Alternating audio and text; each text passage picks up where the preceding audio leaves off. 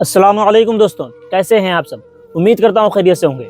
دوستوں، آج ہم آپ لوگوں کے لیے ایک بہت ہی خاص عمل لے کر حاضر ہوئے ہیں۔ دوستوں، وہ عمل ایسا ہے کہ آپ کو صرف 4 سجدے کرنے ہیں، اس کے بعد میں آپ کی ہر مراد پوری ہوگی انشاءاللہ۔ تو دوستوں، ویڈیو میں آگے بڑھنے سے پہلے اگر آپ لوگوں نے ابھی تک اپنی یوٹیوب چینل علی اسلامک ایجوکیشن کو سبسکرائب نہیں کیا ہے تو ابھی کر لیں اور بیل آئیکن کو بھی ضرور دبائیں تاکہ جو بھی ویڈیوز آئیں وہ آپ کو ترنت مل سکے۔ تو دوستو، سب سے پہلی بات تو یہ ہے کہ جب ہم لوگوں پر مشکلیں آتی ہیں، ہم مشکلات میں گر جاتے ہیں۔ طرح طرح کی مشکلیں ہوتی ہیں، انسان کو سمجھ نہیں آتا ہے۔ پہلے تو ہمیں چاہیے کہ کبھی بھی ہم کوئی مشکل آئے، اگر ہم پر کوئی مشکل آئی ہے تو اس کو اپنے طریقے سے اس کو سلجھانے کی کوشش کریں۔ اللہ نے عقل دی ہے، اس کو لگا کر اس کو سلجھانے کی کوشش کریں۔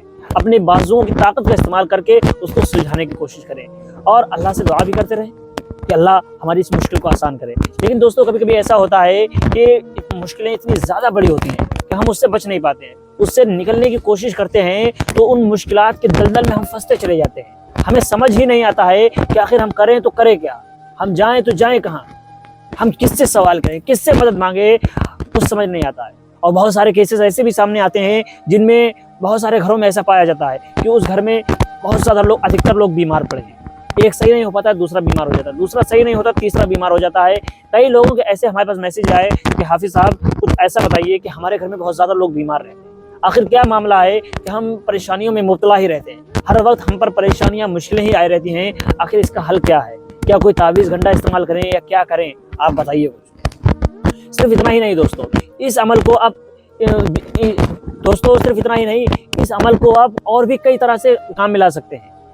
جیسے کہ آپ کا کاروبار نہ چل رہا ہو، آپ کے کاروبار میں مشکلیں آ رہی ہوں، آپ کا پیسہ پھنسا ہوا ہے، آپ قرضے میں ہیں، یا آپ کے گھر میں رشتے نہیں آ رہے ہیں، آپ کے بیٹیوں کا رشتہ نہیں آ رہا ہے، یا آپ کا خود کا رشتہ نہیں آ رہا ہے، تو اس طرح سے آپ اس عمل سے آپ کوشش کریں تو انشاءاللہ آپ کے بھی تمام مشکلیں حل ہوں گی۔ اور یہ ایک ایسا فارمولہ ہے، ایک ایسا نسخہ ہے کہ اگر اس کو آپ آزما لیں گے، ایک بار آزمائیں گے، انشاءاللہ آپ کو اس کا رزلٹ ضرور ملے گا، یہ ہماری گارنٹی ہے انشاءاللہ۔ آپ بس سچے دل سے کوشش کریں۔ کرنا آپ کو یہ ہے کہ سب سے پہلے آپ لوگوں کو 2 رکعت نماز کی نیت باندھنی ہے، 2 رکعت نماز صلاۃ الحاجت۔ دوستو، آپ لوگوں کو 2 رکعت نماز صلاۃ الحاجت کی نیت باندھنی ہے۔ بس آپ وقت کا یاد رکھیں کہ طلوع آفتاب کا وقت نہ ہو یا غروب آفتاب کا وقت نہ ہو، یعنی عصر کے بعد کا ٹائم نہ ہو، اور صبح فجر کے بعد میں جو طلوع آفتاب کا وقت رہتا ہے وہ وقت نہ ہو، اور زوال کا وقت کا دھیان رکھیں۔ ان 3 وقتوں کو چھوڑ کر آپ کسی بھی وقت میں اس نماز کو پڑھ سکتے ہیں۔ اگر آپ لوگوں کو نہیں پتا ہے کہ طلوع آفتاب کا اور غروب آفتاب کا وقت کیا ہے اور زوال آفتاب کا وقت کیا ہے، تو اس کا آپ لوگ اپنے محلے کے امام سے یا اپنے نزدیکی جو دائمی کیلنڈر رہتا ہے اس میں آپ دیکھ سکتے ہیں کہ کس ٹائم سورج غروب ہو رہا ہے، اور سورج غروب وہی تقریباً عصر کی نماز سے لے کے مغرب کے بیچ میں کوئی بھی نماز نہیں پڑھ سکتے ہیں، تو اس وقت بھی آپ کو نہیں پڑھنی ہے۔ اور صبح کے وقت میں فجر کی ٹائم ختم ہونے کے بعد میں آپ کوئی نماز نہیں پڑھ سکتے ہیں جب تک سورج پوری طرح سے نکل نہ آئے۔ اسی طرح سے دوپہر میں ایک وقت ایسا ہوتا ہے جس کو زوال کا وقت کہا جاتا ہے، اس ٹائم آپ اس نماز کو نہیں پڑھ سکتے ہیں۔ اس کے علاوہ باقی آپ کسی بھی ٹائم، مغرب بعد یا عشاء بعد یا ظہر بعد یا پھر پوری رات، جس وقت آپ چاہیں، جس وقت آپ کو لگے کہ ہمیں اب اس کی ضرورت ہے، اس وقت آپ نیت کر لیں۔ آپ کو نیت کرنی ہے 2 رکعت نماز صلاۃ الحاجت کی نیت کرنی ہے۔ اس کے بعد میں آپ کو پوری سکون و اطمینان کے ساتھ نماز پڑھنی ہے۔ نیت باندھنے کے بعد میں آپ نماز پڑھیں، اور جتنا ہو سکے اتنا زیادہ نماز میں پڑھنے کی کوشش کریں، جتنی زیادہ سورتیں پڑھ سکتے ہیں اتنی زیادہ پڑھیں۔ خود کو اللہ سے جوڑیں، خود کو اللہ کے قریب کر دیں کہ اللہ آپ کی بات کو سن رہا ہے۔ آپ ایسا دیکھیں کہ اللہ آپ کے سامنے ہے، اللہ آپ کی باتوں کو سن رہا ہے۔ آپ خود کو ایک جگہ اکٹھا کریں، بالکل دھیان ایک جگہ پہ ہونا چاہیے، ادھر ادھر دھیان نہیں ہونا چاہیے۔ بس اللہ کی طرف رجوع کرتے ہوئے آپ کو نماز پڑھنی ہے۔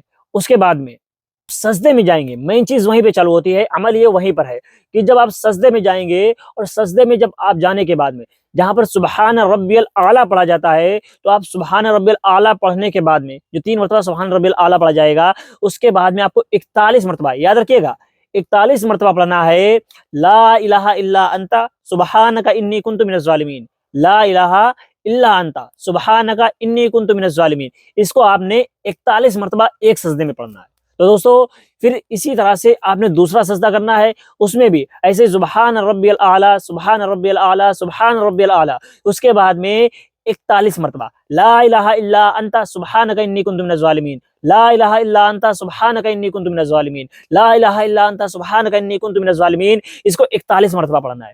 اس کے بعد میں آپ ایسے ہی دوسری رکعت بھی ادا کریں گے، اس میں بھی اسی طرح سے آپ کو ہر ایک سجدے میں 41 مرتبہ اس آیت کریمہ کو پڑھنا ہے۔ اور یاد رکھیں کہ جو سجدے کی تسبیحات ہیں سبحان ربی الاعلیٰ، سبحان ربی الاعلیٰ، سبحان ربی الاعلیٰ، یہ پہلے پڑھی جائیں گی اور آیت کریمہ کو بعد میں پڑھا جائے گا۔ اس کے بعد میں آپ نماز کو مکمل کر دیں، یعنی سلام پھیرنے کے بعد میں خوب اطمینان کے ساتھ آپ اللہ کی بارگاہ میں ہاتھوں کو بلند کر کے اپنے لیے دعائیں کریں۔